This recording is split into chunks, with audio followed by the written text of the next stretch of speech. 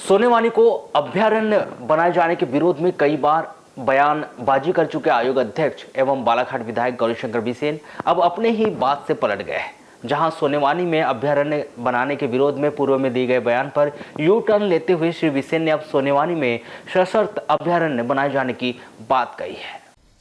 चर्चा के दौरान आयोग अध्यक्ष श्री बिसेन ने सोनेवानी को अभयारण्य बनाने पर अपना मत स्पष्ट किया, जिन्होंने स्पष्ट किया कि सोनेवानी को अभयारण्य बनाया जाएगा, लेकिन वहां के वन्य प्राणियों को सुरक्षित कैंपस में रखकर ही अभयारण्य का निर्माण होगा।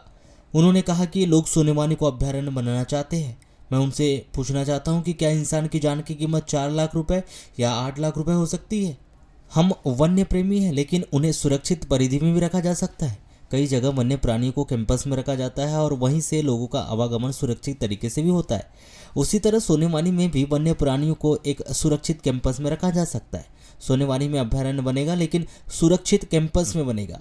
वहाँ हमारे वन्य प्राणी रहेंगे ताकि वह ग्रामीणों के मवेशियों या फिर किसी ग्रामीण का शिकार न कर सके। उन्होंने आगे बताया कि यदि ऐसी कोई दुखद घटना होती है, वन्य प्राणी की शेर किसी व्यक्ति पर हमला कर देता है और उसमें उसकी मौत हो जाती है, तो उसका मुआवजा प्रदेश सरकार के द्वारा दिलाया जाएगा। प्रदेश सरकार ने इस मुआवजे की राशि को 4 लाख से बढ़ाकर 8 लाख रुपए कर दिया है। जिले में हम बैठे हैं, कुछ लोग कहते हैं कि मैंने मोगधाम से जागपुर का पुलिया बनाया। क्या कर रहे थे भाई? आज कहने का समय नहीं है, पूछने का भी समय नहीं। जो लोग सोनेवानी में अभयारण्य बनाना चाहते हैं उनसे पूछना चाहता हूँ, क्या इंसान की कीमत सिर्फ 4 लाख है? क्या इंसान की कीमत 8 लाख हो सकती है? हम वन्य प्राणी के प्रेमी हैं, लेकिन उनको सुरक्षित परिधि में भी रखा जा सकता है। क्यों नहीं हम रीवा की मानती? जैसे वहाँ पे मोहन के खानदान को एक निश्चित सीमा के अंदर ऊंचे बैरिकेड्स करके रखा गया है। वहाँ पे मोहन रात में अपने कैंपस में रहते हैं, सवेरे उनको छोड़ा जाता है। मैंने खुद ने 31 तारीख को सफारी किया है। हम रहते हैं कार के ऊपर, मोहन रहता है खुले में। ये भी तो सफारी हो सकती है। वहाँ के वन्य प्राणियों को हम कैंपस में क्यों नहीं रख सकते? क्या सारे किसानों की फसलों को हम चलने के लिए छोड़ दें? ऐसा नहीं होगा। आज नहीं तो कल, कल नहीं तो परसों, परसों नहीं तो 2 साल बाद सोनेवानी में अभयारण्य बनेगा, लेकिन सुरक्षित कैंपस में, निर्धारित कैंपस में, सुरक्षित वातावरण में बनेगा। न तो कोई शेर किसी वन्य प्राणी को या हमारे मवेशियों को न किसी आदमी को किल कर सकेगा। और इसके बावजूद भी दुख के समाचार में मैं बताना चाहता हूँ, हमारे यशस्वी मुख्यमंत्री शिवराज सिंह चौहान ने वन्य प्राणियों के द्वारा मारे जाने पर जो 4 लाख का प्रावधान था उसको 8 लाख कर दिया है। यह है विकास। इसको कहते हैं विकास, इसको कहते हैं संवेदना, इसको कहते हैं पंडित दीनदयाल उपाध्याय के एकात्म मानववाद। इसके अलावा उन्होंने वारासुनी विधानसभा क्षेत्र के निर्दलीय विधायक प्रदीप जायसवाल और लांजी विधायक सुश्री हिना कावरे पर भी जमकर निशाना साधा। उन्होंने किसी का बगैर नाम लिए ही विधायक प्रदीप जायसवाल और लांजी विधायक सुश्री हिना कावरे पर निशाना साधते हुए कहा कि कुछ लोग कहते हैं कि उन्होंने जागपुर मोक्षधाम ब्रिज का कार्य स्वीकृत करवा लाया है, जबकि ऐसा नहीं है। लोग कहते हैं कि वारासुनी आकर चुनाव लड़के दिखाओ, लांजी में आकर चुनाव लड़के दिखाओ। मुझे वारासुनी और लांजी की सीमा से मत बांधो। मेरा जन्म मोदी जी, पंडित दीनदयाल उपाध्याय जी, श्यामा प्रसाद मुखर्जी जी, अटल बिहारी वाजपेयी और भारत माता के लिए मेरा जन्म हुआ है। एमएलए और सांसद बनना बहुत छोटा पद है, इसका कोई महत्व नहीं है। भारत माता की अस्मिता के ऊपर किसी ने प्रश्न चिन्ह नहीं लगाना चाहिए। उन्होंने आगे कहा कि यहाँ के छुटभैया नेता कहते हैं कि गौरीशंकर बिसेन बहुत बोलता है, तो क्या मनमोहन सिंह बन जाऊँ? देश की अर्थव्यवस्था बिगड़े और मैं चुप रहूँ? ऐसा नहीं हो सकता। आज देश का पीएम पूरे वर्ल्ड में डकरता है। मोदी जी, शिवराज जी ने माँ शेरनी का दूध पिया है, गौरीशंकर बिसेन ने माँ शेरनी का दूध पिया है। जिन्होंने बकरी का दूध पिया है वह बताए। हम भारत माता के लिए जन्मे। वो जमाना गए जब लंगोट लगा के लोग घूमते थे। वो जमाना गए जब किसान आधी धोती पहनता था, बंडी पहन कर रहता था। आज तो मेरा किसान जीन्स का पैंट पहनता है, टाई लगा के घूमता है। ऐसा हम हिंदुस्तान बनाने जा रहे हैं। आज बालाघाट का किसान अपना चिन्नौर विदेश में बेचेगा, ऐसा बालाघाट बनाने जा रहे हैं। हमने चिन्नौर को जीआई टैग दिया है। हिंदुस्तान की कि मध्य प्रदेश की पहली क्रॉप है जिसको वर्ल्ड के बाजार में बेचने का अनुमति मिला है। यह है बालाघाट का चिन्नौर। और इसलिए मित्रों, घंटों में बोल सकता हूँ, घंटों हम अनुमति लेंगे, सेंट्रल गवर्नमेंट से लेंगे। यहाँ मैं खड़ा हूँ, इधर 5.5 मीटर की रोड होगी, वो जाकर के डेंजर रोड पर जुड़ेगी, क्योंकि 2 साल तक पुलियों को बना, रेलवे ओवरब्रिज को बनने के लगेगा। तीनों ओवरब्रिज के टेंडर से एक्सेप्ट हो गए।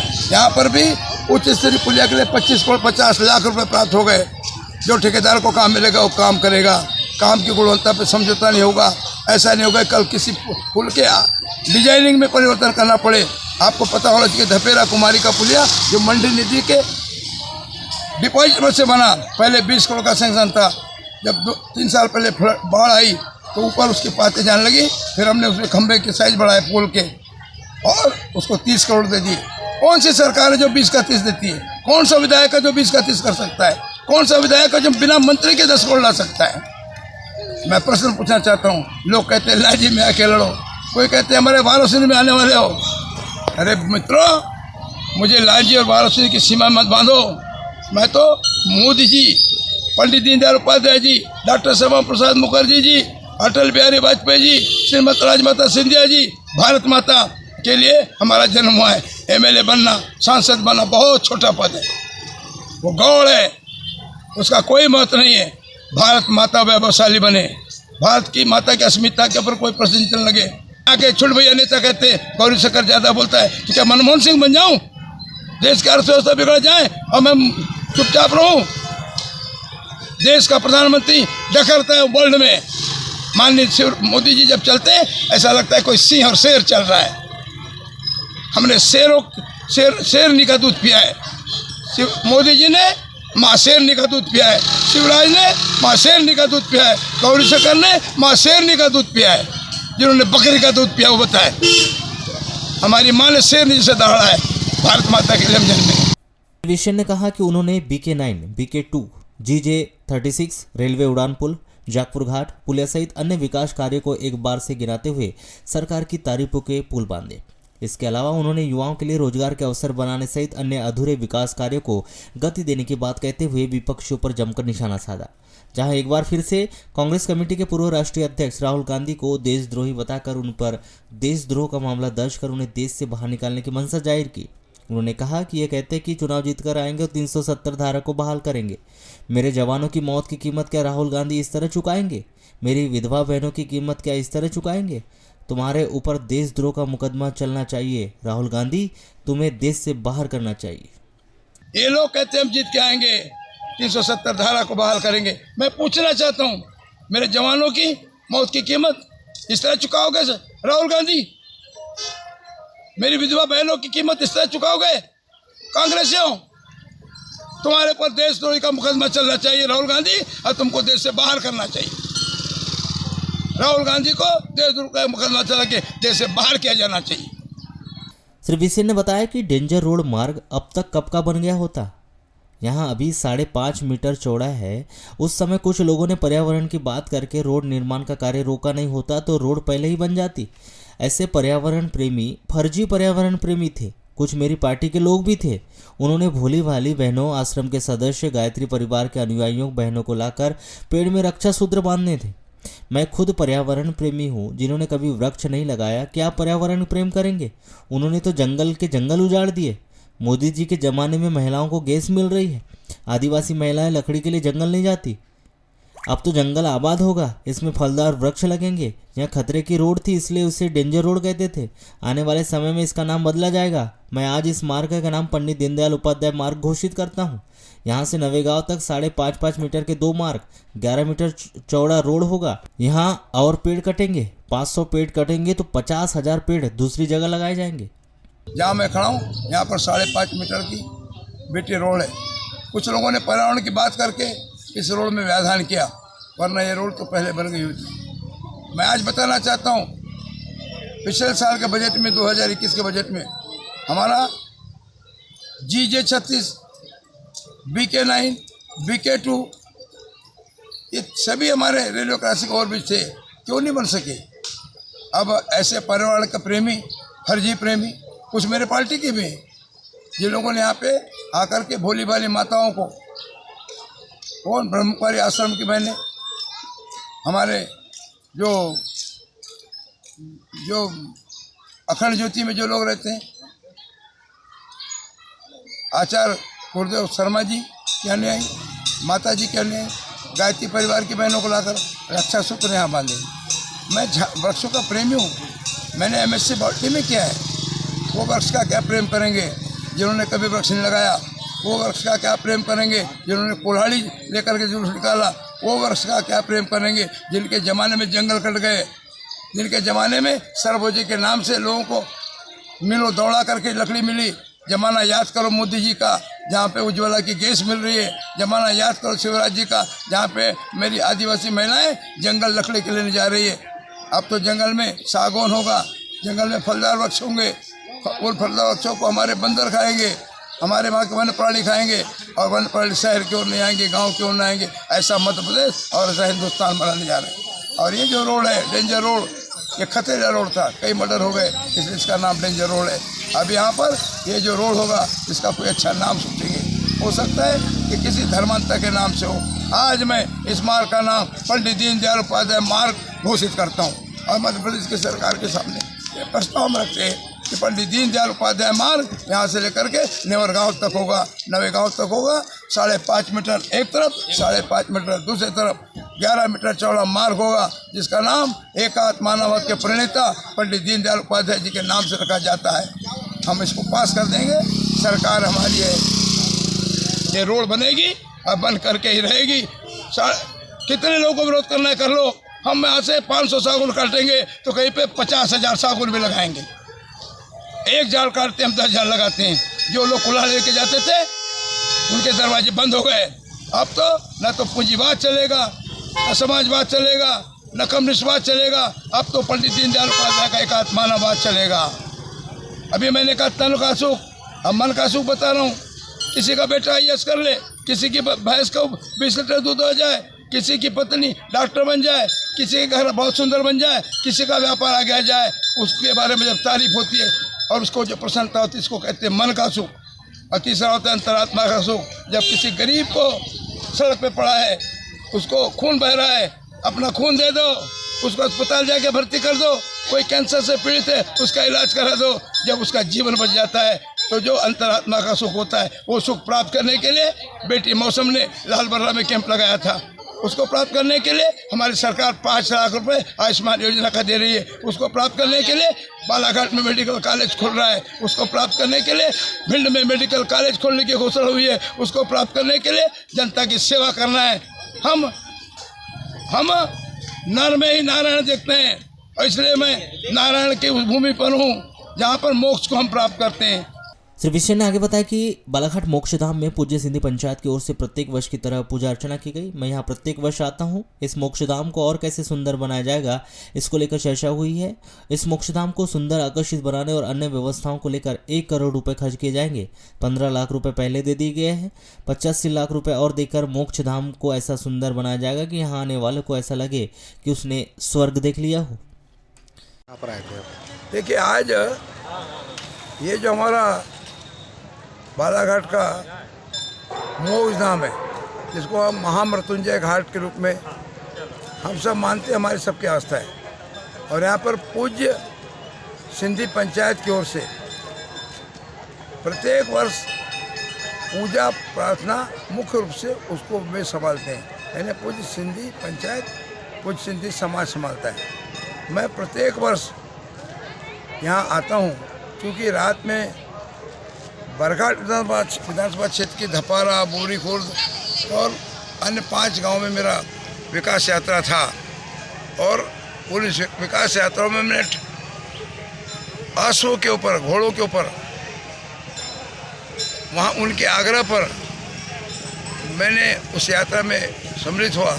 और वो यात्रा लगभग 12 बजे पूर्ण हुई और बड़े मुश्किल से 1-2 शादियों को निपटा के मैं 2:45 बजे रात को यहाँ आया। तो आज मैं थोड़ा सा विलम्ब से हो गया। मैं पूज्य सिंधी पंचायत से क्षमा चाहूँगा कि मैं यहाँ पे 7 बजे आया, जबकि मुझे 5:30 बजे आ जाना चाहिए।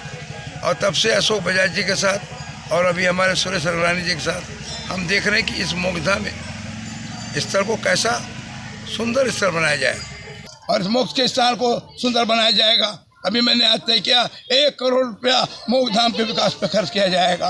बालाघाट के मोक्षधाम पर अभी हमने 15 लाख दिया है, शेष 85 लाख देंगे और इतना सुंदर मोक्षधाम बनाएंगे कि लोगों को मोक्ष में भी लगे कि हम स्वर्ग जा रहे हैं। हम स्वर्ग स्थान बनाएंगे, हम मोक्षधाम बनाएंगे। यही हमारा विकास है, यही भारतीय जनता पार्टी का विकास का पैगाम है। आइए हमसे मिल करके कोटेश्वर के धाम चले, आइए हमसे मिल करके पूज्य सिद्धि पंचायत को धन्यवाद दें जो हर वर्ष यहाँ पर इतना बड़ा उत्सव मेला लगाते हैं। कोटि कोटि अभिनंदन है पूज्य सिंध पंचायत का, कोटि कोटि अभिनंदन है मेरे सिंधी समाज के भाइयों का, कोटि कोटि अभिनंदन है देश के उन लोगों का जो भगवान भोलेनाथ के लिए आज कहाँ पहाड़ों पे सबको मेरी ओर से शुभकामनाएं। आप पार्वती बन के सेवा करो, शंकर का आपको आशीर्वाद मिलेगा। शंकर आपके साथ है। राजनीति का शंकर शिवराज सिंह चौहान, देश का शंकर नरेंद्र मोदी। आप हमें साथ दो, हम आपको विकास देंगे।